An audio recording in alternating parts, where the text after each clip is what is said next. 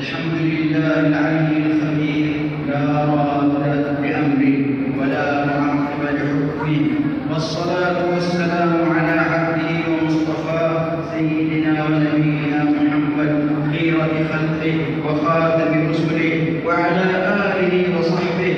أما بعد، فإن الله تعالى يقول: فأما من أعطى واتقى وصدق بالحسنى فسنيسره لليسرى، وأما من بخل واستغنى وكذب بالحسنى فسنيسره للعسرى. وفي هذه الآيات دلالة على أن فعل الطاعة ييسر إلى طاعة أخرى، وفعل المعصية يدفع إلى معصية أخرى، وعلى أن الله عز وجل يجازي من قصد الخير بالتوفيق له، ومن قصد الشر بالخذلان، وكل ذلك بقدر مقدر.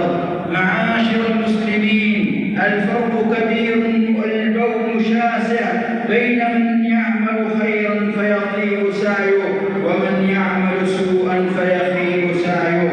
فلما بعث النبي صلى الله عليه وسلم